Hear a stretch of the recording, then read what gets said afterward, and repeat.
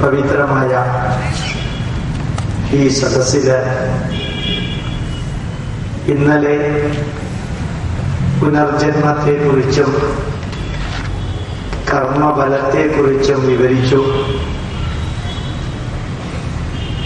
1, 2, 3 സ്ഥലങ്ങളില് പുനർജന്മത്തിന്റെ സയൻസ് വിവരിച്ചപ്പോ അവിടെയെല്ലാം പങ്കെടുത്ത വ്യക്തികളുടെ മുഖത്ത് കാണാൻ സാധിച്ച ആ താല്പര്യം, ചിലരുടെ മുഖത്തുള്ള ഭയം, ചിലരുടെ മുഖത്ത് കാണാൻ സാധിച്ച സന്തോഷം, കർമ്മഫലവും പുനർജന്മവും സയൻസിലൂടെ വിവരിച്ചപ്പോ ഈ മുരളിയിലെ ശാരദ കല്യാണ മണ്ഡപത്തിൽ നിറഞ്ഞിരുന്ന ആൾക്കാരുടെ മുഖത്ത് കാണാൻ സാധിച്ചത് മറ്റ് സ്ഥലങ്ങളിൽ കാണാൻ സാധിച്ചതിനേക്കാൾ എത്രയോ ഇരട്ടിയായിരുന്നു. എനിക്ക് അന്നത്തെ ദിവസം ആദ്യമായിട്ടാണ് പാലക്കാട് ജില്ലയിലെ വൈപരീത്യങ്ങളിൽ നിന്ന് ദിശാബോധത്തിലേക്ക്, നെഗറ്റീവുകളിൽ നിന്ന് പോസിറ്റീവുകളിലേക്ക് എന്ന വിഷയം ആത്മസംതൃപ്തിയോടുകൂടി അവതരിപ്പിച്ചത്. അതില് മോയൻസ് ഹൈസ്കൂൾ ഗ്രൗണ്ടിൽ നിന്ന് അങ്ങോട്ടേക്ക് പ്രഭാഷണ വേദി മാറ്റിയതിന്റെ ഒരു കോട്ടവുമില്ലാതെ ഫുള്ളായിട്ട് ആൾക്കാരുണ്ടായിരുന്നു. 20-ാം ദിവസം പൊതുപണിമുടക്കായിട്ട് ഞാൻ ആദ്യം വിചാരിച്ചത് ഇത്ര ബൈക്കില് മോട്ടോർ സൈക്കിളിൽ ആൾക്കാർ വന്നത് വേറെ അന്നദാനം വല്ലതും ഉണ്ടോ എന്ന് വിചാരിച്ചു. പിന്നീട് മനസ്സിലായത് കൃത്യം 6 മണിക്ക് അന്നദാനം ഉണ്ടാവാൻ സാധ്യതയില്ലല്ലോ. അപ്പോ അത്രയും പേര് ആ പ്രഭാഷണം കേൾക്കാൻ വന്നതില് ഒരു ഗംഗാസ്നാനം മിനിഞ്ഞാന്നും ഇന്നലെയും ഇന്നും അതേപോലെ ഒരു ഗംഗാസ്നാനം നടത്തി. നാളെ ഞങ്ങൾ തെക്കോട്ട് പോവാ. സ്ഥിരമായിട്ടല്ല, ടെമ്പററി ആയിട്ടാണ്. അപ്പൊ അങ്ങനെയുള്ള ഈ വേദികളെല്ലാം വിഷയങ്ങൾ അവതരിപ്പിക്കാൻ വേണ്ടി ഇരുന്ന് കഴിഞ്ഞ് ഇറങ്ങുമ്പോ തോന്നാറുണ്ട്, പ്രാർത്ഥിക്കാറുണ്ട്, അവസാനത്തെ ശ്വാസം വരെ ഇതുപോലെ ശരീരം അനങ്ങുന്നത് വരെ അറിയാവുന്ന കാര്യങ്ങളുടെ കുറച്ചെങ്കിലും ഇങ്ങനെയുള്ള സദസ്സില് അറിയണമെന്ന് ഞാൻ ചിലപ്പോൾ എന്റെ സഹപ്രവർത്തകരോട് പറയാറുണ്ട്. ഞാൻ 5 ഗ്രാം അങ്ങോട്ട് തരുമ്പോ 50 ഗ്രാമാ നിങ്ങളെല്ലാവരും തിരിച്ച് എനിക്ക് തരുന്നത്. അതുകൊണ്ട് തന്നെ ചിലപ്പോ പ്രഭാഷണം അവസാനിപ്പിക്കുമ്പോ പറയാറുണ്ട്, നന്ദി ആരോട് ഞാൻ ചൊല്ലിയിട്ടു. ആരോടാ നന്ദി പറയാ അറിഞ്ഞൂടാ. എന്തായാലും സന്തോഷമുണ്ട്, സംതൃപ്തിയുണ്ട്, ചാരിതാർത്ഥ്യമുണ്ട്, സ്നേഹമുണ്ട്, കടപ്പാടുണ്ട്. വാക്കുകൾ കൊണ്ട് വിവരിക്കാൻ സാധിക്കുന്നതിലപ്പുറത്തുള്ള സംതൃപ്തിയുമുണ്ട്. ഓരോ ക്ലാസ്സും കഴിഞ്ഞ് ഇറങ്ങുമ്പോൾ നമ്മുടെ നാട് ഒരു 10,000-ത്തിലധികം വർഷത്തെ പാരമ്പര്യമുള്ളൊരു നാടാണ്. 1000-ഓളം വർഷം വിദേശ ആക്രമണത്തില് അരഞ്ഞ് വേദനിച്ചു എന്നിട്ട് പോലും ഈ നാട് മരിച്ചില്ല. നമ്മുടെ സംസ്കാരം ഉണ്ടായതിനു ശേഷം അനവധി സംസ്കാരങ്ങൾ ഉണ്ടായി. ആ സംസ്കാരങ്ങളെല്ലാം മണ്ണടിഞ്ഞു. നിങ്ങൾക്കറിയാം, ഈജിപ്ഷ്യൻ സംസ്കാരം എന്ന് നിങ്ങളിപ്പോ കേട്ടാൽ നിങ്ങൾക്ക് ഓർമ്മ വരുന്നത് പണ്ടത്തെ രാജാക്കന്മാരുടെ ശവശരീരം അടക്കിയ മമ്മി എന്ന പേരായ ശവശരീരം അടക്കിയ പിരമിഡുകൾ മാത്രം. ഗ്രീക്ക് സംസ്കാരം എന്ന് നിങ്ങൾ കേട്ടാൽ ഈ ലോകം ആരാധിക്കുന്ന സോക്രട്ടീസിനെ വിഷം കൊടുത്ത് കൊന്ന ഒരു കഥ മാത്രമാണ് ഇപ്പൊ മുമ്പിലുള്ളത്. റോമാ സംസ്കാരം എന്ന് കേട്ടാൽ യേശുക്രിസ്തുവിനെ ആണിയടിച്ച് കുരിശിൽ തറച്ച ആ ദീനരോധനത്തിന്റെ മാത്രമേ അവശേഷിക്കുന്നുള്ളൂ. ബാബിലോണിയയില് ചക്രവർത്തിമാര് തമ്മിലുള്ള യുദ്ധത്തില് വാളുകൊണ്ട് അരിഞ്ഞു കൊന്ന കുറെ പേരുടെ കഥ മെസോപ്പൊട്ടേമിയൻ സംസ്കാരത്തിന്റെ ഒന്നും അവശേഷിച്ചിട്ടില്ല. ചൈനീസ് സംസ്കാരത്തില് എന്തെല്ലാം നടന്നു എന്ന് ചൈനക്കാരുടെ മനസ്സിൽ നിന്ന് പോലും പോയിരിക്കുന്ന ആ കാലഘട്ടത്തില് ഒരു 10,000 വർഷത്തെ പാരമ്പര്യമുള്ള സംസ്കാരം 1947 ആഗസ്റ്റ് 14 അർദ്ധരാത്രി വരെ വിദേശികൾ ഈ സംസ്കാരത്തെ നശിപ്പിക്കാൻ ശ്രമിച്ചു. അതിനുശേഷം ഇവിടത്തെ യുക്തിവാദികളും ഇവിടത്തെ നിരീശ്വരവാദികളും ഇവിടത്തെ ഒരു ഭാഗം ഇടതുപക്ഷം എന്ന് പറയുന്ന വിഭാഗക്കാരും പിന്നെ വിദേശത്ത് വിദ്യാഭ്യാസം നേടി ഇവിടെ വന്ന് നമ്മളെ ഭരിച്ചവരുമെല്ലാം ഈ സംസ്കാരത്തെ വർഗീയമെന്നും അതെല്ലാം RSSകാരുടെ കുത്തകയാണെന്നും പറഞ്ഞു മാറ്റി നമ്മുടെ സംസ്കാരത്തിൽ അപച്യുതി ഇന്നും ഉണ്ടായിക്കൊണ്ടിരിക്കുന്നു. ഒരു രാഷ്ട്രത്തിന്റെ സംസ്കാരത്തെ ഒരു സംഘടനയ്ക്ക് തീരെഴുതി കൊടുത്ത മാതിരി എന്റെയും നിങ്ങളുടെയും ഇവിടുത്തെ ഹിന്ദുവിന്റെയും ക്രിസ്ത്യാനിയുടെയും മുസ്ലിമിന്റെയും സംസ്കാരം, ആ സംസ്കാരത്തിലെ ഓംകാരം എവിടെയെങ്കിലും കണ്ടാൽ നമ്മൾ പറയും അത് RSSന്റെയാണ്. കാവി എവിടെയെങ്കിലും കണ്ടാൽ അത് RSSന്റെയാണ്. ഭാരത് മാതാ കി ജയ് എന്ന് ആരെങ്കിലും പറഞ്ഞാൽ അത് RSS ആണ്. ഈ നാടിന്റെ സംസ്കൃതം പഠിക്കണമെന്ന് പറഞ്ഞാൽ അത് RSS ആണ്. ആയുർവേദം ശുദ്ധമായ രീതിയിൽ പഠിക്കണമെന്ന് പറഞ്ഞാൽ അതും RSS ആണ്. അപ്പൊ ഈ നാടിനെ കുറിച്ച് ആര് സംസാരിച്ചാലും ഏതോ ഒരു നികൃഷ്ടമായ ഒരു വീക്ഷണത്തോടു കൂടി കാണാൻ നമ്മളെ പഠിപ്പിച്ചു.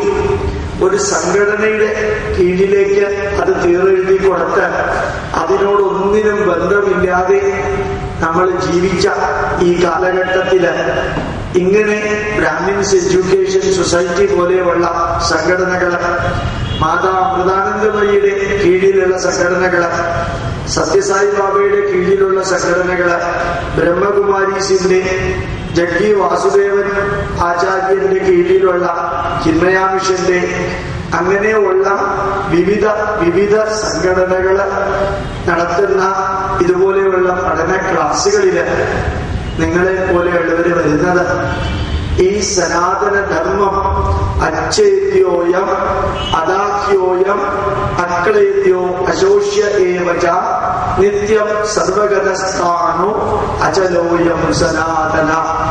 ആയുധം കൊണ്ട് മുറിച്ച് അഗ്നി കൊണ്ട് കത്തിച്ച് വെള്ളത്തിൽ അലിയിപ്പിച്ച് വായു കൊണ്ട് ശോഷിപ്പിച്ച് ഇല്ലാതെയാക്കാൻ പറ്റാത്ത എന്നും എല്ലാ കാലത്തും നിലനിൽക്കുമെന്ന് നമ്മുടെ പൂർവികര് പറഞ്ഞ ആ സംസ്കാരത്തിന്റെ അവകാശികളായ നമ്മളുടെ ഈ പൈതൃകത്തിന്റെ ഒരംശമെങ്കിലും നിങ്ങൾ പഠിക്കണം. ഗോപാലകൃഷ്ണൻ ഒരു അഭിലാഷം പറയുകയാണ്, നിങ്ങൾക്ക് ഇഷ്ടമുള്ളത് സംഗീതമെങ്കിൽ സംഗീതം പഠിച്ച് പഠിപ്പിക്കുക, നൃത്തമെങ്കിൽ നൃത്തം പഠിച്ച് പഠിപ്പിക്കുക, വേദമെങ്കിൽ വേദം പഠിച്ച് പഠിപ്പിക്കുക, നിങ്ങൾക്ക് ആയുർവേദമാണെങ്കിൽ അത് പഠിച്ച് പഠിപ്പിക്കുക, ജ്യോതിഷാണെങ്കിൽ സത്യസന്ധമായിട്ട് തട്ടിപ്പും വെട്ടിപ്പും ഇല്ലാതെ പറ്റിക്കലും അതുപോലെ തന്നെ നികൃഷ്ടമായ ചിന്തകളും ഇല്ലാതെ ഒരു വിഷയമെങ്കിലും അഭ്യർത്ഥിക്കുന്നു, നിങ്ങൾ പഠിച്ച് മറ്റുള്ളവരെ പഠിപ്പിക്കണം. അത് പൈസയ്ക്ക് വേണ്ടി ആവരുത്, പൈസ വേണ്ടെന്നല്ല, അതായിക്കൊള്ളട്ടെ, അതിനുവേണ്ടി മാത്രമാവരുത്. നമ്മള് ഇത് പഠിച്ച് അടുത്ത തലമുറയ്ക്ക് കൊടുക്കാൻ നിങ്ങൾക്ക് എന്തെല്ലാം പഠിക്കാൻ ആവശ്യമുള്ളത് വേണോ, അവസാനത്തെ ശ്വാസം വരെ അത് എത്തിച്ചു തരാം, വീട്ടിലേക്ക് എത്തിച്ചു തരാം, ഒരു സംശയമില്ല. 1850 മണിക്കൂർ സ്പീച്ച് ഇംഗ്ലീഷില്, ഹിന്ദിയില്, മലയാളത്തില്, തുളുവില്, അപ്ലോഡ് ചെയ്തിട്ടുണ്ട് യൂട്യൂബില്. വെറുതെ ക്ലിക്ക് ചെയ്താൽ മതി. നിങ്ങൾക്ക് ഒരു വിഷയം ബുദ്ധിക്കും യുക്തിക്കും ശാസ്ത്രത്തിനും നിരക്കുന്ന വിധത്തില് എല്ലാം പ്രസന്റ് ചെയ്തിട്ടുണ്ട്. ഏത് ഭാഷയാണോ നിങ്ങൾക്ക് സാധിക്കുക അതില്. അടുത്ത ആഴ്ച മുതൽക്ക് തമിഴിലും സംസ്കൃതത്തിലും കന്നഡയിലും തെലുങ്കിലും അത് അപ്ലോഡ് ചെയ്യുന്നുണ്ടാവും. അത് ഞാൻ പറയാൻ കാരണം, പഠിക്കാൻ ആഗ്രഹമുള്ളവരുടെ വീട്ടിനകത്ത് ബെഡ്റൂമിനകത്ത് എത്തിക്കാൻ തയ്യാറാണ്. അവിടെയുള്ള സീഡികൾക്ക് ഒന്നിന് കോപ്പിറൈറ്റോ അല്ലെങ്കിൽ പകർപ്പവകാശമോ ഒന്നുമില്ല. പഠിക്കണം. അതുപോലെ ഇവിടെ പൂണൂലിട്ടവൻ ആരെങ്കിലും ഉണ്ടെങ്കിൽ, കുറച്ചെങ്കിലും വേദമോ മന്ത്രമോ പഠിച്ചവരുണ്ടെങ്കിൽ, നിങ്ങൾ റിട്ടയർ ആയവരാണെങ്കിൽ 1 or 2 പേര് ചേർന്ന് ചില ക്ഷേത്രങ്ങളിലെ പൂജാരിയുടെ ഉത്തരവാദിത്വം നിങ്ങൾ ഏറ്റെടുക്കണം. ആലോചിച്ച് നോക്കുക. ക്രിസ്ത്യാനികൾക്ക് അച്ഛന്മാരെ കിട്ടാൻ ഒരു വിഷമവും ഇല്ല. മുസ്ലിങ്ങൾക്ക് മൗലവിമാരെ കിട്ടാൻ ഒരു വിഷമവും ഇല്ല. മുണ്ടും പൊക്കി കൊടുത്തുകൊണ്ട് തലപ്പാവും കെട്ടിക്കൊണ്ട് ചെറുപ്പക്കാര് ഖുർആൻ പഠിച്ചുകൊണ്ട് നടക്കുന്ന കാഴ്ച എത്രയാ. ഒരു 5000 പള്ളി ഉണ്ടാക്കിയാൽ 5000 പള്ളിക്കും മസ്ജിദിനും ഇന്ന് മൗലവിമാരെ അവര് റെഡിയാക്കിയിട്ടുണ്ട്, അച്ഛന്മാരെ റെഡിയാക്കിയിട്ടുണ്ട്. ഒരു ബുദ്ധക്ഷേത്രം ഉണ്ടാക്കിയാൽ 52,000 ബുദ്ധ സന്യാസിമാര് ഇന്ന് ഭാരതത്തിലുണ്ട്.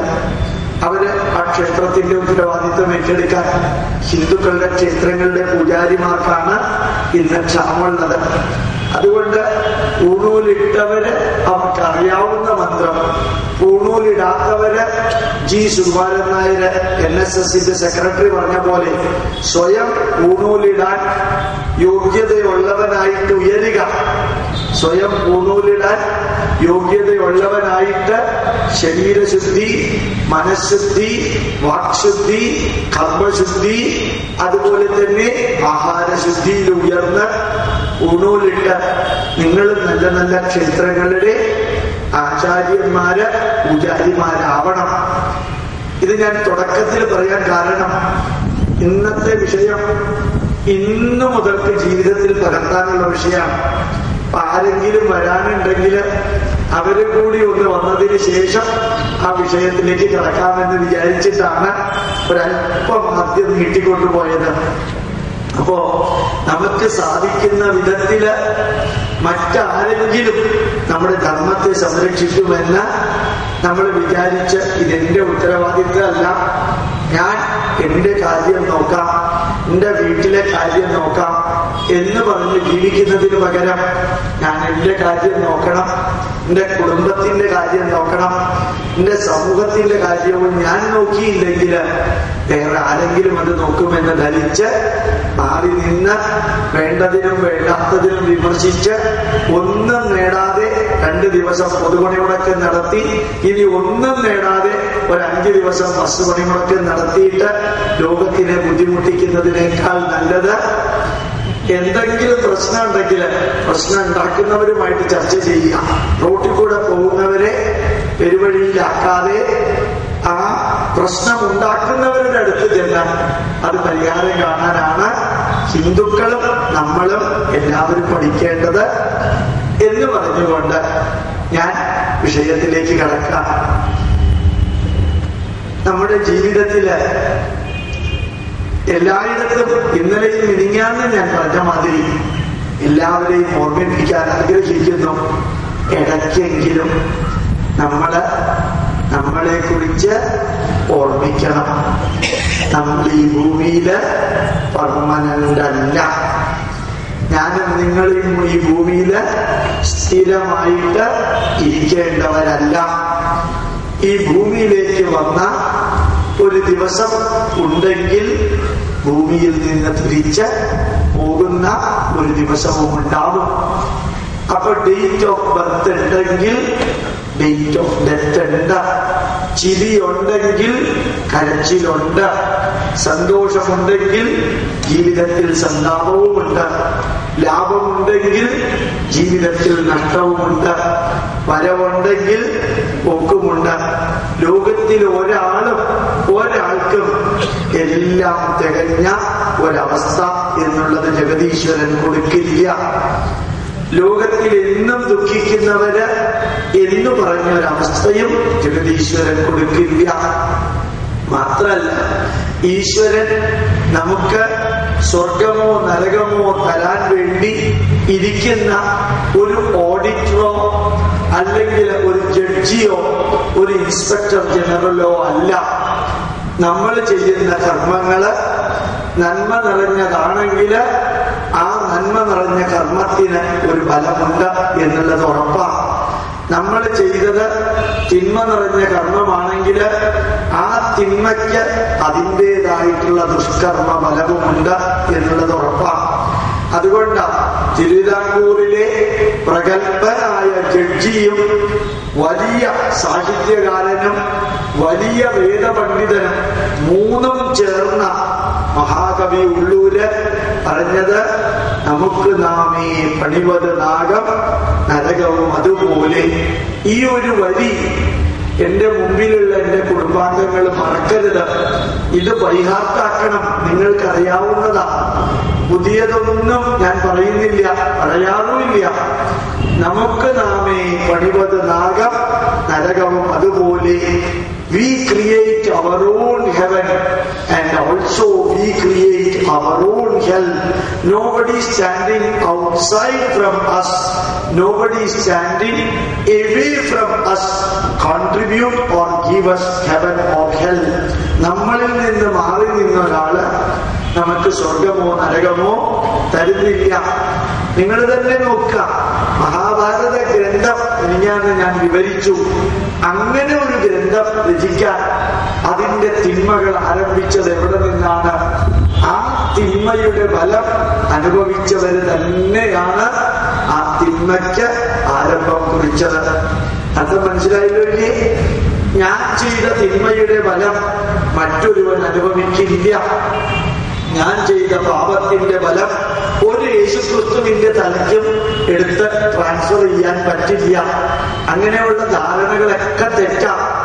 അതുകൊണ്ട് എന്റെ കർമ്മത്തിന്റെ ഫലം ഞാൻ അനുഭവിക്കുന്നത് കൊണ്ട് തന്നെയാണ് സർ ഐസക് ന്യൂട്ടണും അതുപോലെ ഭാരതത്തിലെ ഋഷിവര്യന്മാരും പറഞ്ഞത്, താൻ നിരന്തരം ചെയ്യുന്ന കർമ്മങ്ങൾ താൻ അനുഭവിച്ചിടുകെന്നേ വരൂ. അപ്പൊ നമ്മുടെ ജീവിതത്തെ സ്വർഗ സമാനമാക്കാൻ, നമ്മുടെ ജീവിതത്തില് തടസ്സങ്ങളും ദുഃഖങ്ങളും വേദനകളും പരിദേവനങ്ങളും കുറയ്ക്കാൻ, നമ്മുടെ ജീവിതത്തില് പ്രശ്നങ്ങൾ കുറയ്ക്കാൻ എവിടെയാ മാറ്റം വരുത്തേണ്ടത്? ഭാരതീയ ഋഷിവര്യന്മാര് 10,000 വർഷത്തെ പാരമ്പര്യമുള്ള ഈ സംസ്കാരത്തിനു വേണ്ടി നൽകിയ 10,000 വർഷത്തെ പാരമ്പര്യമുള്ള നമ്മുടെ സംസ്കാരത്തിന് വേണ്ടി നൽകിയ ആചാരങ്ങള്, വിചാരങ്ങള്, വിശ്വാസങ്ങള്, സങ്കല്പങ്ങള്, ഗ്രന്ഥങ്ങള്, സന്ദേശങ്ങള്, അനുഭവങ്ങള്, കഥകള് 8 പോയിന്റ്. ആചാരങ്ങൾ, വിചാരങ്ങൾ, വിശ്വാസങ്ങൾ, സങ്കല്പങ്ങൾ, ഗ്രന്ഥങ്ങൾ, ഉപദേശങ്ങൾ, അനുഭവങ്ങൾ, കഥകൾ. ഏകദേശം മനസ്സിലാവുന്നുണ്ടല്ലോ ഇല്ലേ? എവിടെയെങ്കിലും പറയുന്നത് മനസ്സിലാക്കാൻ ബുദ്ധിമുട്ടാണെങ്കിൽ അവിടെ ഇരുന്ന സ്ഥലത്ത് നിന്ന് കൈ ഉയർത്തിയാൽ മതി. കൈ ഉയർത്തി പിടിക്കേണ്ട, ഉയർത്തി താഴ്ത്തിക്കോളൂ. പറഞ്ഞത് വീണ്ടും ആവർത്തിക്കാം. ഇപ്പൊ നമ്മുടെ ഋഷിവര്യന്മാര്, ആയിരക്കണക്കിന് ഋഷിവര്യന്മാര് ആയിരക്കണക്കിന് ഗ്രന്ഥങ്ങളിലൂടെ ആയിരക്കണക്കിന് വർഷങ്ങളായി ആയിരക്കണക്കിന് സന്ദേശങ്ങൾ നമുക്ക് നൽകി. ആയിരക്കണക്കിന് ഋഷിവര്യന്മാര് ആയിരക്കണക്കിന് ഗ്രന്ഥങ്ങളിലൂടെ ആയിരക്കണക്കിന് വിഷയങ്ങൾ വിവരിച്ച് ആയിരക്കണക്കിന് വർഷങ്ങളായിട്ട് നമുക്ക് സന്ദേശങ്ങൾ നൽകിയത് എന്തിനു വേണ്ടിയായിരുന്നു എന്ന ചോദ്യത്തിന് ഉത്തരം 5 വാക്കുകളാണ്. ആ 5 വാക്കുകൾ ഇന്ന് മോയൻസ് ഹൈസ്കൂൾ ഗ്രൗണ്ടിൽ നിന്ന് പുറത്തേക്ക് പോകുമ്പോ നിങ്ങളുടെ ചെവിയിൽ വൈബ്രേറ്റ് ചെയ്യണം. നിങ്ങളുടെ ചെവിയിൽ എപ്പോഴും ഉണ്ടാവണം. അതാണ് ഞാൻ കുറച്ച് മുമ്പ് പറഞ്ഞു, ഇടയ്ക്കിടയ്ക്ക് ചിന്തിക്കണം നമ്മൾ ഈ ഭൂമിയിൽ പെർമനന്റ് അല്ല എന്ന്. അതേ പറയുന്നു, എപ്പോഴും ചിന്തിക്കണം ഈ 5 വാക്കുകള്. മൈൻഡ്, മനസ്സ്, ബോഡി, ശരീരം, ഫാമിലി, കുടുംബം, ധർമ്മ, നമ്മുടെ ധർമ്മം അല്ലെങ്കിൽ സൊസൈറ്റി, നേഷൻ, നമ്മുടെ രാഷ്ട്രം. 5 എണ്ണം. നമ്മുടെ മനസ്സ്, നമ്മുടെ കുടുംബം, നമ്മുടെ സമൂഹം, നമ്മുടെ രാഷ്ട്രം, അതേപോലെ മനസ്സിനോടൊപ്പം ചേർന്ന് ശരീരം. മനസ്സ്, ശരീരം, കുടുംബം, സമൂഹം, രാഷ്ട്രം. ഇവയ്ക്ക് സസ്റ്റൈനബിൾ ആൻഡ് പെർമനന്റ്, ശാശ്വതമായി നിലനിൽക്കുന്നതും സ്ഥിരവുമായ നന്മകൾ വരുത്താൻ വേണ്ടിയാണ് ആയിരക്കണക്കിന് ഗ്രന്ഥങ്ങള്, ആയിരക്കണക്കിന് ആചാര്യന്മാര്, ആയിരക്കണക്കിന് വിഷയങ്ങളില് ആയിരക്കണക്കിന് വർഷങ്ങളായിട്ട് നമുക്ക് എഴുതി തന്ന് വേണമെങ്കിൽ സ്വീകരിക്കാം, അല്ലെങ്കിൽ തിരസ്കരിക്കാനുള്ള സ്വാതന്ത്ര്യമുണ്ട്. ഒന്നുകൂടി ഇപ്പൊ പറഞ്ഞത് ആവർത്തിക്കാം. നമ്മുടെ പൂർവികര് നൽകിയ ആചാരങ്ങള്, വിചാരങ്ങൾ, വിശ്വാസങ്ങൾ, സങ്കല്പങ്ങൾ, ഗ്രന്ഥങ്ങൾ, സന്ദേശങ്ങൾ, അനുഭവങ്ങൾ, കഥകൾ, മനസ്സിലാവുന്നുണ്ട്? ഇത് നമുക്ക് നൽകിയത് എന്തിനാണ്? എന്റെ മനസ്സിനെ അസതോമാ സദ്ഗമയ, എന്റെ മനസ്സിനെ തമസോമാ ജ്യോതിർഗമയ, എന്റെ മനസ്സിനെ മൃത്യോർമാ അമൃതം ഗമയ. അർത്ഥം മനസ്സിലായി വിചാരിക്കുന്നു. അതെങ്ങനെയാണെന്ന് പറയാം. അതേപോലെ എന്റെ ശരീരത്തിനെ അനാരോഗ്യത്തിൽ നിന്ന് ആരോഗ്യത്തിലേക്ക്, സർവേ ഭവന്തു സുഖിനഃ സർവേ സന്തു നിരാമയ സർവേ ഭദ്രാണി പശ്യന്തു മാ കശ്ചിത് ദുഃഖഭാഗ് ഭവേത്. എന്തൊരു സന്ദേശം നൽകിയിരിക്കുന്നത്! സർവേ ഭവന്തു സുഖിനഃ. ഇത്രയും സീരിയസ് ആയിട്ടിരിക്കുന്ന ജനങ്ങളുടെ അടുത്ത് തമാശ പറഞ്ഞാൽ ചിലപ്പോ വഴി തെറ്റും. വേറെ എവിടെയെങ്കിലും ആണെങ്കിൽ തമാശ പറയും. ചിലപ്പോ ഞാൻ പറയാറുണ്ട്, സർവേ ഭവന്തു സുഖിനഃ സർവേ സന്തു നിരാമയ എന്നുള്ളതിന്റെ അർത്ഥം സർവേ ഡിപ്പാർട്ട്മെന്റിലുള്ളവരെല്ലാവരും സുഖമായിരിക്കട്ടെ എന്നല്ല, മറിച്ച് ലോകത്തിലുള്ളവരെല്ലാവരും ആരോഗ്യത്തോടുകൂടി സുഖമായിട്ട് രോഗമില്ലാത്തവരായിട്ടിരിക്കട്ടെ. അതാണ് മനസ്സിനെ ഇരുട്ടിൽ നിന്ന് വെളിച്ചത്തിലേക്ക് കൊണ്ടുപോകാനുള്ള, ശരീരത്തിനെ അനാരോഗ്യത്തിൽ നിന്ന് ആരോഗ്യത്തിലേക്ക് കൊണ്ടുപോകാനുള്ള ഛിദ്രമാകുന്ന കുടുംബ ബന്ധത്തെ ഭദ്രമായ കുടുംബ ബന്ധമാക്കാൻ. ആ വഴി മറക്കരുത്. ഛിദ്രമാകുന്ന കുടുംബ ബന്ധത്തെ ഭദ്രമാകുന്ന കുടുംബ ബന്ധമാക്കി മാറ്റാൻ, അതുപോലെ തകരുന്ന സാമൂഹിക ബന്ധത്തെ വളരുന്ന സാമൂഹിക ബന്ധമാക്കാൻ, സൊസൈറ്റൽ ബോണ്ടേജ് അറ്റാച്ച്മെന്റ് വർദ്ധിപ്പിക്കാൻ, സൊസൈറ്റിയുടെ കെട്ടുറപ്പിന് സോഷ്യൽ ബോണ്ടേജ്. ഇപ്പൊ മനസ്സിനെ ഉയർത്തുക, ശരീരത്തിനെ ഉയർത്തുക, കുടുംബ ബന്ധം ഉയർത്തുക, സാമൂഹികമായ ബന്ധം ഉയർത്തുക, രാഷ്ട്രത്തെ, പരമപവിത്രമായ ഭാരതത്തിന്റെ ചൈതന്യത്തെ എത്രത്തോളം ഉയർത്താൻ സാധിക്കുമോ അത്രത്തോളം ഉയർത്താൻ നിങ്ങൾക്ക് ഏതെല്ലാം വിധത്തിലുള്ള സംഭാവനകളാണോ നൽകാൻ സാധിക്കുക അത് നൽകുക. ലോകത്തില് എത്ര പേര് ടെററിസ്റ്റുകളാവുന്നുണ്ട്, എത്ര പേര് സദ്ദാം ഹുസൈന്റെ ഫോട്ടോ വെച്ച് പൂജിക്കുന്നുണ്ട്, എത്ര പേര് ബിൻ ലാദനെ ആരാധിക്കുന്നുണ്ട്, എത്ര പേര് പണിമുടക്ക് നടത്തുന്നുണ്ട്, എത്ര പേര് ഹർത്താൽ ആചരിക്കുന്നുണ്ട് എന്നുള്ളതിനേക്കാൾ ഉപരി മാനവരാശിക്ക് ദുഃഖവും വേദനയും നമ്മുടെ രാഷ്ട്രത്തിന് അപച്യുതിയും ഉണ്ടാക്കുന്നതിനെതിരെ, നമ്മുടെ രാഷ്ട്രത്തിന് അവഹേളനവും അപച്യുതിയും ഉണ്ടാക്കുന്നതിനെതിരെ നമുക്ക് എന്ത് ചെയ്യാൻ സാധിക്കും? അത് സാധിക്കുന്നതുണ്ട്. വളരെ വളരെ അത്ഭുതകരമായി ഞാൻ ആ കുംഭമേളയിൽ ഇരിക്കുമ്പോ ആരാധ്യനായ രാമേന്ദ്രൻ സാറ് ചോദിച്ചു, 2 ദിവസം ഇവിടെ പണിമുടക്ക, മോയൻസ് ഹൈസ്കൂളിൽ എങ്ങാനും പ്രഭാഷണം നടത്തിയാൽ ചിലപ്പോ കുത്തുവാള എടുപ്പിച്ചു എന്ന് വരും, അതുകൊണ്ട് എന്താ വേണ്ടത്, ക്യാൻസൽ ചെയ്യട്ടെ എന്ന് ചോദിച്ചു. അപ്പോ കണ്ണടച്ച് 1 മിനിറ്റ് ഒന്ന് ആലോചിച്ചു, എന്താ ഉത്തരം പറയാ? വെറുതെ പറഞ്ഞു. പണ്ടൊരിക്കല് ശാരദാ കല്യാണ മണ്ഡപത്തിൽ പ്രഭാഷണം നടത്തി. പകുതിയാവുമ്പോ എന്റെ മകൾക്ക് സുഖമില്ല എന്ന് പറഞ്ഞ് വണ്ടിയെടുത്ത് പാതിരാത്രിക്ക് ഞാൻ തിരുവനന്തപുരത്തേക്ക് യാത്രയാക്കിയപ്പോ ഒരു പ്രഭാഷണം പകുതിക്ക് നിർത്തിയിട്ടുണ്ട് 4 കൊല്ലം മുമ്പ്. അപ്പോ അത് പൂർത്തിയാക്കാൻ അവിടെ തന്നെ ആകട്ടെ എന്ന് ഞാൻ അദ്ദേഹത്തിനോട് പറഞ്ഞു. മഹാഭാഗ്യത്തിന് അവിടെ അപ്പോഴും പ്രതീക്ഷിച്ചത് കുറച്ചുപേര് വരുന്ന, വേണമെങ്കിൽ രാമേന്ദ്രൻ സാറിന് പറയാമായിരുന്നു, ബാലകൃഷ്ണ പത്രത്തിൽ മുഴുവനും കൊടുത്തിരിക്കുന്നത് മോയിൻസ് ഹൈസ്കൂളിനാ, നോട്ടീസിൽ മുഴുവനും മോയിൻസ് ഹൈസ്കൂളിനാ, ഇനി ഒരു പരീക്ഷണം നടത്തണോ വെറുതെ അവിടെ എന്നൊരു ചോദ്യം അദ്ദേഹം ചോദിച്ചില്ല. നോക്കട്ടെ, നമുക്ക് അത് ചെയ്യാം. ഞാൻ തുടക്കത്തിൽ പറഞ്ഞു 5 ഗ്രാം ജഗദീശ്വരൻ എന്നോട് നിങ്ങൾക്ക് നൽകാൻ പറയുമ്പോൾ എന്റെ മുമ്പിലിരിക്കുന്നവര് 50 ഗ്രാം തിരിച്ചു തരുന്ന അനുഭവമാണ് ഇന്നലെയും മിനിഞ്ഞാന്നും ഉണ്ടായത്. ഇത് ഞാനിപ്പോ ഇവിടെ പറയാൻ കാരണം, ലോകത്തിൽ എന്ത് നടക്കുന്നു എന്നുള്ളത് കണ്ട് തകർന്ന് ഞാൻ ഇതിനോടൊന്നിനോടും ബന്ധമില്ലാതെ മാറി നിൽക്കുകയാണ് എന്ന് പറഞ്ഞ് മാറി നിൽക്കല്ലേ എന്ന് പറഞ്ഞ് മാറി നിൽക്കല്ലേ. സാധിക്കുന്നതെല്ലാം ചെയ്യാം, വിമർശിക്കുന്നവരുണ്ടാവാം, എതിർക്കുന്നവരുണ്ടാവാം, പുച്ഛിക്കുന്നവരുണ്ടാവാം, അവഹേളിക്കുന്നവരുണ്ടാവാം. അവരൊക്കെ ഉണ്ടാവണം. അവരൊന്നുമില്ലെങ്കിൽ പിന്നെ എന്ത് ജീവിതം അല്ലേ? നമ്മൾ ചിലപ്പോ ഒക്കെ ഈ ദോശ കഴിക്കുമ്പോ ദോശ മാത്രം തിന്നാ പോലെ എന്തിനീ പിക്കിൾസ് കൂടി ചേർക്കണത്?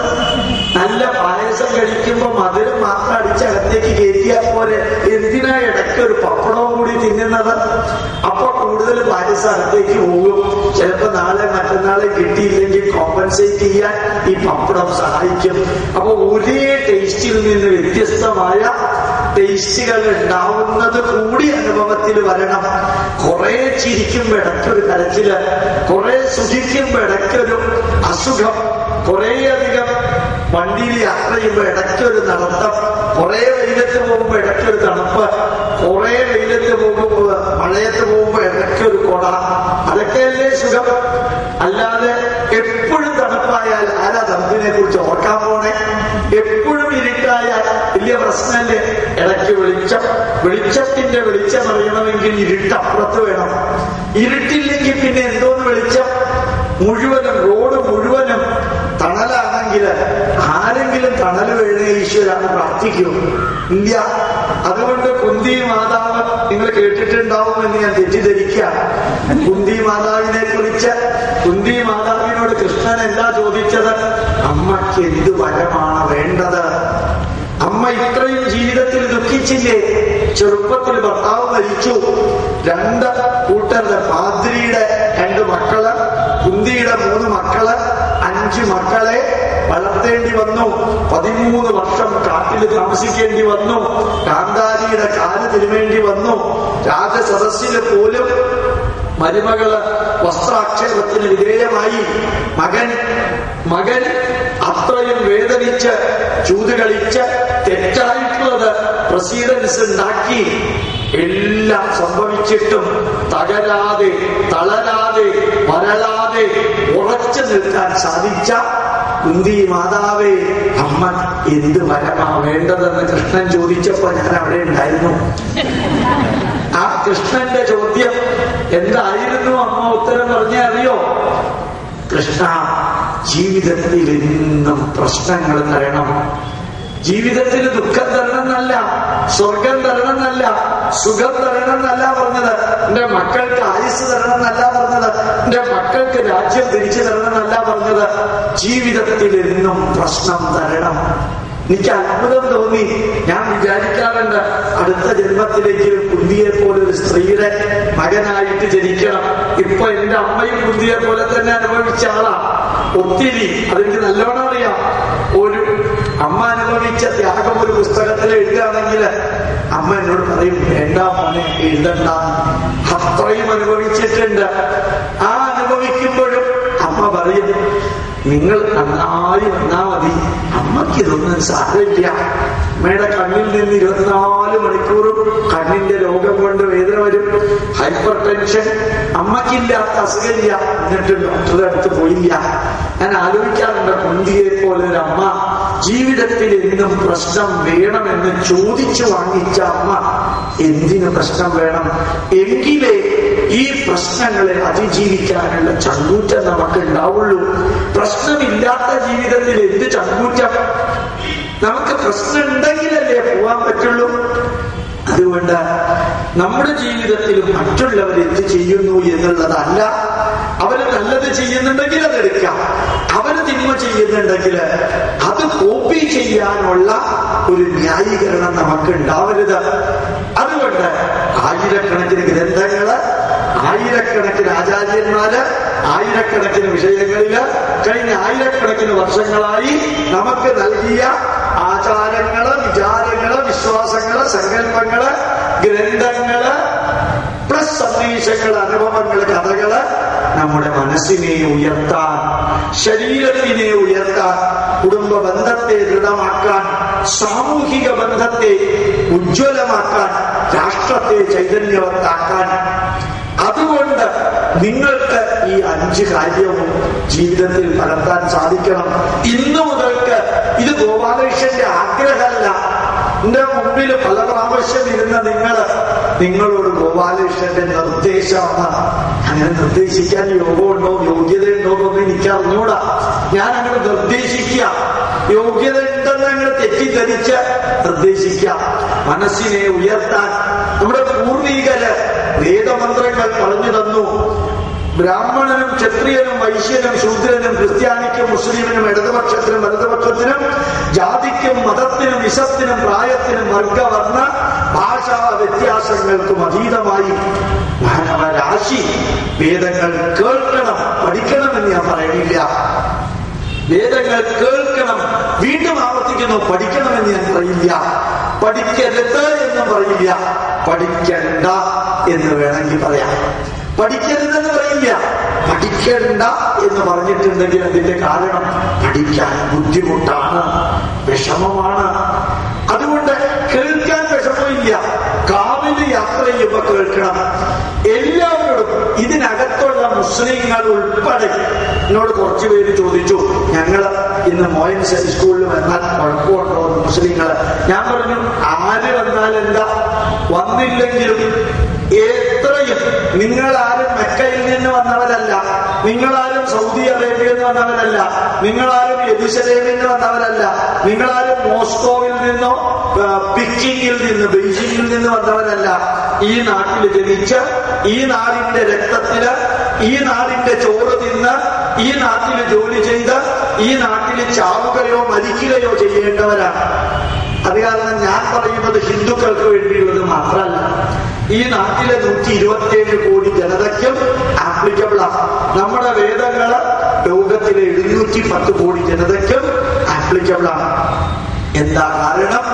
മനസ്സിനെ തിന്മയിൽ നിന്ന് നന്മയിലേക്ക് കൊണ്ടുപോകാനുള്ള സന്ദേശങ്ങൾ മാത്രം വേദത്തിലുള്ളത്. അതിനകത്ത് പാപപുണ്യങ്ങളില്ല, സ്വർഗ നരകങ്ങളില്ല, നമുക്ക് സന്ദേശങ്ങൾ മാത്രം. ഏത് അമേരിക്കൻ പാർലമെന്റ് സമ്മേളനം ഉദ്ഘാടനം ചെയ്യുമ്പോഴും വേദമന്ത്രം ചൊല്ലാൻ ഒബാമ പറയാൻ കാരണം, പ്രസിഡന്റ് ബുഷ് പറയാൻ കാരണം, അതിനകത്ത് ഒരു മതത്തിന് വേണ്ടിയിട്ടുള്ളതല്ല ഉള്ളത് എന്ന് വ്യക്തമായിട്ടറിയാം. ഏത് മതത്തില്, ഏത് രാഷ്ട്രീയ പാർട്ടിയില്, ഏത് നിരീശ്വരവാദി. ഇന്നലെ വൈകുന്നേരത്തെ പ്രഭാഷണം കഴിഞ്ഞപ്പോ ഒരാൾ എന്റെ അടുത്ത് വന്ന് പറഞ്ഞു, ഭയങ്കര സീരിയസ് ആയിട്ടുള്ള മുഖം. ഞാൻ വിചാരിച്ചു അയാൾ എന്നെ ചീത്ത പറയാൻ പറ്റാ, അദ്ദേഹം ഇവിടെ ഉണ്ടെന്നാണ് എനിക്ക് തോന്നണേ. അടുത്ത് വന്ന് തൊഴുതിട്ട് പറഞ്ഞു, പാലക്കാട് ജില്ലാ യുക്തിവാദി സംഘത്തിന്റെ ഉത്തരവാദിത്വമുള്ള ആളാണ് ഞാൻ. സന്തോഷമുണ്ട്. ഇന്നലത്തോടുകൂടി യുക്തിവാദി സംഘത്തിന്റെ ഉത്തരവാദിത്വം മതിയാക്കി. ഇതാ യുക്തി എന്ന് എനിക്ക് മനസ്സിലായി. ഇനി ഞാൻ അങ്ങയുടെ കൂട്ടത്തിലുണ്ട്. ഞാൻ പറഞ്ഞു, എന്റെ കൂട്ടത്തിൽ വേണ്ട, രാഷ്ട്രത്തിന്റെയും ധർമ്മത്തിന്റെയും കൂട്ടത്തില് ഞാനിങ്ങനെ പോകുന്ന ഒരാളാണ്. ശ്രീ ഗുരുവായൂരപ്പൻ എന്ന സീരിയലില് കിംവദൻ എന്ന് പറഞ്ഞ ഒരു പാർട്ടിയുണ്ട്. തലമുടി ഒന്നും വാരാതെ ഒരു കുന്തവും പിടിച്ചോണ്ട് നടക്കും. അങ്ങനത്തെ പാർട്ടിയാ ഞാൻ. ചിലപ്പോ എന്റെ മുണ്ട് കീറിയിട്ടുണ്ടാവും, എനിക്ക് ബൊക്കയില്ല, എനിക്ക് അതൊന്നുമില്ല, ഇങ്ങനെ പോവാണ്. അങ്ങനെ പോകുന്ന പോക്കിൽ എന്റെ കൂട്ടത്തിൽ വന്നു കഴിഞ്ഞാൽ ചിലപ്പോ ചിലർക്കത് ഇഷ്ടപ്പെടില്ല. ഇഷ്ടപ്പെടാത്തവരാരെങ്കിലും ഉണ്ടെന്ന് എന്നോട് പറഞ്ഞിട്ടില്ല. അങ്ങനെ വേണ്ട, തന്നെത്താനെ മുമ്പോട്ട് പോകൂ. പക്ഷെ യുക്തിവാദി സംഘടനയിൽ നിന്ന് രാജിവെക്കല്ലേ, അതിൽ തന്നെ നിലനിൽക്കാം. അതിൽ തന്നെ ഇരുന്ന സംഘടനയിലുള്ളവർക്ക് യുക്തിവാദം യഥാർത്ഥത്തിൽ എന്താണെന്ന് പറഞ്ഞു കൊടുക്കാം. കുറേ CPM കാലം ആനമങ്ങാട് ചെർപ്പളശ്ശേരിക്ക് അടുത്ത് 2 ആഴ്ച മുമ്പ് ക്ലാസ് എടുത്തപ്പോ DYFIയിലെ പാലക്കാട് ജില്ലാ സെക്രട്ടറിയും കുറേ പ്രവർത്തകരും വന്ന് എനിക്ക് ക്ഷയിക്കാണ്ട് എന്ന് പറഞ്ഞു. സാർ, ഞങ്ങൾ സാറിന്റെ കൂട്ടത്തിലുണ്ട്. ഞാൻ പറഞ്ഞു, എന്നും DYFIയുടെ ഉത്തരവാദിത്വം ഉണ്ടാവണം, അതിൽ നിന്ന് മാറരുത്, അതിൽ തന്നെ ഉണ്ടാവണം. അതിനകത്തിരുന്നു കൊണ്ട് ശുദ്ധമായ മനസ്സോടുകൂടി ഹിഡൻ അജണ്ട ഇല്ലാതെ, ഒരു ഹിഡൻ അജണ്ടയും ഇല്ലാതെ DYFIക്കാര് ഈ EM ശങ്കരൻ നമ്പൂതിരിപ്പാട് എങ്ങനെയാണോ കന്യാകുമാരിയില് വിവേകാനന്ദ കേന്ദ്രം ഉണ്ടായപ്പോൾ അതിശക്തമായിട്ട് കേരള മുഖ്യമന്ത്രി എന്ന നിലയിൽ എതിർത്തത്, ആ കേരള മുഖ്യമന്ത്രി വിവേകാനന്ദ പാറയില് വിവേകാനന്ദ കേന്ദ്രം സ്ഥാപിച്ചപ്പോൾ അതിശക്തമായിട്ട് എതിർത്ത EM ശങ്കരൻ നമ്പൂതിരിപ്പാടിനെയും വിവേകാനന്ദനെയും ഒരുമിച്ച് വെക്കുന്ന ലെവലിലേക്ക് നിങ്ങൾ DYFIക്കാർ ഉയരണം. സന്തോഷമായി എന്നാ തോന്നണേ. എനിക്ക് മുഖം കണ്ടപ്പോ എനിക്ക് ബാക്കിയൊന്നും എനിക്ക് അറിഞ്ഞൂടാ. ഏതായാലും റോട്ടിലൂടെ പോകുമ്പോ DYFI സമ്മേളനത്തിൽ വെച്ചിരിക്കുന്നത് മൊത്തം വിവേകാനന്ദന്റെ ചിത്രമാണ്. പിന്നെ നാരായണ ഗുരുദേവന്റെ, പിന്നെ ചട്ടമ്പി സ്വാമിയുടെ. തിരുവനന്തപുരത്ത് കൈമനം എന്ന് പറയുന്ന സ്ഥലത്ത് ശ്രീകൃഷ്ണന്റെ വെച്ചക്കണ്ട്. അത് നേരിട്ടാണ് എന്റെ വീട് അതിന്റെ അടുത്ത. അപ്പൊ ശ്രീകൃഷ്ണന്റെ ചിത്രം വെക്കുന്ന ലെവലിലേക്ക് DYFIക്കാർ ഉയർന്നു എങ്കിൽ ഗോപാലകൃഷ്ണന് സന്തോഷമുണ്ട്. മനസ്സിൽ മാറ്റം വന്നതുകൊണ്ടാ, ശരീരത്തിൽ മാറ്റം വന്നതുകൊണ്ടല്ലാതെ. Intellectual change has taken place because mental change took place. Mental change സംഭവിച്ചതുകൊണ്ടാ. ആ മെന്റൽ ചേഞ്ച് എന്റെ മുമ്പിലിരിക്കുന്ന ഇത്രയും വ്യക്തികളിൽ ഉണ്ടാവണം. ഒരു ജന്മത്തില് ഒരു വേദമെങ്കിലും നിങ്ങൾ കേൾക്കണം. എന്നിട്ട് ആ വേദം കോപ്പിയെടുത്ത് ആരാധ്യനായ അച്യുതാനന്ദൻ സാറിനും പിണറായി വിജയനും കുഞ്ഞാലിക്കുട്ടിക്കും KM മാണിക്കും കൊടുക്കണം. കാരണം ഈ നാടിന്റെ അവകാശമാണ്, നമ്മുടെ മാത്രമൊന്നുമല്ല. അപ്പൊ എല്ലാവർക്കും കൊടുക്കണം. ആ വേദം അച്യുതാനന്ദന്റെ ജ്യോത്സ്യൻ പരമേശ്വരൻ നമ്പൂതിരിപ്പാട് തർക്കിയോട് അമ്പലത്തിലെ പൂജാരിയ. കണ്ണൂര് അച്യുതാനന്ദൻ സാറിന്റെ ജ്യോത്സ്യൻ. ആര് നിഷേധിച്ചാലും അത് വെല്ലുവിളിക്കാൻ സാധിക്കില്ല. കാരണം ഞങ്ങൾ കണ്ണൂർ പോകുമ്പോൾ അദ്ദേഹത്തിന്റെ വീട്ടിൽ നിന്നാണ് ഉപയോഗിക്കാം. അദ്ദേഹം തന്നെയാ പറഞ്ഞത് ഞാൻ അച്യുതാനന്ദന്റെ ജ്യോത്സ്യനാണെന്ന്. അപ്പൊ അല്ലാതെ ഇദ്ദേഹത്തിന് പറയാൻ പറ്റുമോ? 80,000 കോപ്പി വേദം അദ്ദേഹം എടുത്ത് ഡിസ്ട്രിബ്യൂട്ട് ചെയ്തത്. ആ പരമേശ്വരൻ നമ്പൂതിരി മാഷ് എന്നാ പേര്, സ്കൂൾ മാഷും കൂടിയാ. 8 ലക്ഷം രൂപ മുടക്കി ഒരു അമ്പലം ഒതുക്കിപ്പെടുന്ന ആളാണ്. നല്ലൊരു മനുഷ്യൻ, ശാന്തൻ. ഇത് ഞാൻ നിങ്ങളോട് പറയാൻ കാരണം നമുക്കും സാധിക്കണം. വേദമന്ത്രങ്ങൾ കേൾക്കണം. സംഗച്ഛധ്വം സംവാദധ്വം സംവോമനാംസി ജാനത. എന്തൊരു മന്ത്ര! ലോകത്തിലെ UNO 239 രാജ്യങ്ങൾക്ക് ഐകമത്യ സുക്തം എന്ന് പറഞ്ഞ് ആലപിക്കാൻ പറഞ്ഞു കൊടുത്ത മന്ത്രമാണ് ഋഗ്വേദത്തിലെ അവസാനത്തെ സൂക്തം. സംഗച്ഛധ്വം സംവദധ്വം സംവോമനാംസി ജാനത ദേവാഭാഗം യഥാ പൂർവേ സഞ്ജാനാന ഉപാസതേ സമാനോ മന്ത്രസമിതി സമാനീ സമാനം മനസ ചിത്തമനിഷ സമാനം മന്ത്രം അഭിമന്ത്രയേവ സമാനേന വോ ഹവിഷാജിഹോമി സമാനീവ ആകൂതി സമാന ഹൃദയാനിവ സമാനമസ്തു വോ മനോ യഥാവസ്തു സഹാ സതി. എന്തൊരു മന്ത്രാണ്! എത്ര കാലം ഭൂമിയിൽ ജീവിക്കുന്നോ ഒരേ മനസ്സോടുകൂടി ചിരിച്ചുകൊണ്ട് ജീവിക്കാം. സുസഹാസതി, ചിരിച്ചുകൊണ്ട് ജീവിക്കാം. കരയാനല്ല പറഞ്ഞത്, പ്രാർത്ഥിക്കാനല്ല പറഞ്ഞത്, തുറന്ന് സംസാരിക്കാം, ഒരുമിച്ച് നടക്കാൻ, ഈശ്വരാരാധന പോലെ ഏറ്റെടുത്ത കർമ്മങ്ങൾ ചെയ്യാൻ. ഒരേ കമ്മിറ്റി മീറ്റിംഗ് നല്ല രീതിയിൽ കൂടാൻ ഈശ്വരൻ എങ്ങനെയാണോ അഗ്നിയിൽ ഹവിസ് ഹോമിക്കുന്നത് അതേപോലെ ജീവിതം യജ്ഞഭാവത്തില് ചെയ്യാൻ പറഞ്ഞിരിക്കുന്ന ഐകമത്യ സൂക്തം യുനെസ്കോ UN ലോകത്തിന്റെ ദ മന്ത്ര ഓഫ് യൂണിറ്റി ആയിട്ട് ഡിക്ലെയർ ചെയ്തു. 21ാം നൂറ്റാണ്ട് ഭാരതത്തിൻ്റെതാണെന്ന് പറഞ്ഞ സ്വാമി വിവേകാനന്ദന്റെ 120 വർഷങ്ങൾക്ക് മുമ്പുള്ള വരികള് 21ാം നൂറ്റാണ്ട് ഭാരതത്തിൻ്റെതാണെന്ന് പറഞ്ഞ 120 വർഷങ്ങൾക്ക് മുൻപ് വിവേകാനന്ദൻ പറഞ്ഞ വരികള് അന്വർത്ഥമായിക്കൊണ്ടിരിക്കുന്ന കാലഘട്ടത്തില് ജീവിക്കാൻ ഭാഗ്യം കിട്ടിയ എന്റെ പ്രിയപ്പെട്ട കുടുംബാംഗങ്ങളോട് എനിക്ക് പറയാനുള്ളത് വേദമന്ത്രങ്ങൾ കേൾക്കണം. ആ മന്ത്രങ്ങള് നാസായില് ഞാൻ കഴിഞ്ഞ വർഷം പോയപ്പോ നാസായിലെ ശാസ്ത്രജ്ഞന്മാര് കേൾക്കുന്നു, പല ഹോസ്പിറ്റലിലെ രോഗികളെ കേൾപ്പിക്കുന്നു, പല രീതിയിലെ കാറോടിക്കുന്നവർക്ക് സൈക്കോസൊമാറ്റിക് രോഗങ്ങൾ വരാതിരിക്കാൻ വേദമന്ത്രങ്ങൾ കേൾക്കാൻ വികസിത രാഷ്ട്രങ്ങളിലെ ഡോക്ടർമാര് ഉപദേശിക്കുന്നു. വാസൻ ഐ ക്ലിനിക്കിലെ ഓപ്പറേഷൻ തിയേറ്ററിൽ വേദമന്ത്രം, അപ്പോളോ ഹോസ്പിറ്റൽ ചെന്നൈയില് വേദമന്ത്രം, ഇന്ത്യൻ ഇൻസ്റ്റിറ്റ്യൂട്ട് ഓഫ് മാനേജ്മെന്റ് അഹമ്മദാബാദില് വേദമന്ത്രം, കരിക്കുലത്തിന്റെ ഭാഗം Indian institute of management Bangalore IIM Bangalore ഞാനവിടെ ക്ലാസ് എടുത്ത ആളാണ്. അവിടെ വേദമന്ത്രങ്ങൾ വേദിക് മാനേജ്മെന്റ് സിലബസിന്റെ ഭാഗമാണ്. അപ്പൊ 21ാം നൂറ്റാണ്ടിൽ ജീവിക്കുന്ന നമുക്ക് വേദങ്ങൾ സവർണരുടേതാണെന്ന് പറഞ്ഞ് മാറ്റണോ? ലോകം മുഴുവനും 2 കൈ നീട്ടി സ്വീകരിക്കുമ്പോൾ ആ സ്വീകരിക്കുന്നതിന്റെ ഭാഗ്യം ആസ്വദിക്കാൻ ഭാഗ്യം കിട്ടിയ, യോഗം കിട്ടിയ നമ്മളത് ഒരിക്കലെങ്കിലും കേൾക്കണമോ? നിങ്ങൾ തീരുമാനിക്കാം. കേൾക്കണം, കേൾക്കണം. ഞാൻ ചിലപ്പോ ഇങ്ങനെ കൈയാക്കുമ്പോഴത്തേക്കും ഭൂമാനന്ദ സ്വാമിയെ ഇങ്ങനെ ആലോചിക്കാറുണ്ട്, മനസ്സിലാവണുണ്ടോ കൂട്ടരെ നിങ്ങൾക്ക് എന്ന് അങ്ങനെ ചോദിക്കാറുണ്ട്. അങ്ങനെ എനിക്ക് ചോദിക്കാൻ പറ്റില്ലല്ലോ. എന്താ കാരണം? ഇന്നലെ ഞാൻ പറഞ്ഞു അദ്ദേഹത്തിന് 70 വർഷമായിട്ട്, വയസ്സായിട്ട് 30 കൊല്ലായി, എനിക്ക് അത്ര ആയിട്ടില്ല. അപ്പോ നമ്മൾ ആ വേദങ്ങള് അതുപോലെ സന്ദേശങ്ങൾ കേട്ട് മനുഷ്യ മനസ്സിനെ അസതോമാ സദ്ഗമയ. ഞാൻ നിങ്ങളോട് 5 വാക്കുകൾ ഓർമ്മിക്കണം എന്ന് പറഞ്ഞത് ഓർമ്മയുണ്ടല്ലോ ഇല്ലേ? Mind, body, family, society, nation. Sustainable and permanent നന്മയ്ക്ക് മനസ്സിനെ ഇരുട്ടിൽ നിന്ന് വെളിച്ചത്തിലേക്ക് ഉയർത്താം. മനസ്സിനകത്ത് വാശി, പക, വിദ്വേഷം, അസൂയ, കുശുമ്പ്, കുരുട്ട്, പരദൂഷണം, പാനവപ്പ്, കാലുവാലല 9. ഇത് പുറത്തൊന്നും അന്വേഷിക്കേണ്ട, അകത്തോട്ട്. അപ്പോ ഈ 9 മാറ്റി സ്നേഹം, ബഹുമാനം, ആദരവ്, കടമ, കടപ്പാട്, കരുണ, ദയ, സംതൃപ്തി, ചാരിതാർത്ഥ്യം 9. അത് നിറയ്ക്കാം. അല്ലെങ്കിൽ നെഗറ്റീവുകൾ കുറയ്ക്കാം. ഇല്ലാണ്ടിയാക്കാൻ പറ്റില്ല നമുക്ക്. അത് കുറച്ച് പോസിറ്റീവുകൾ കൂട്ടാം.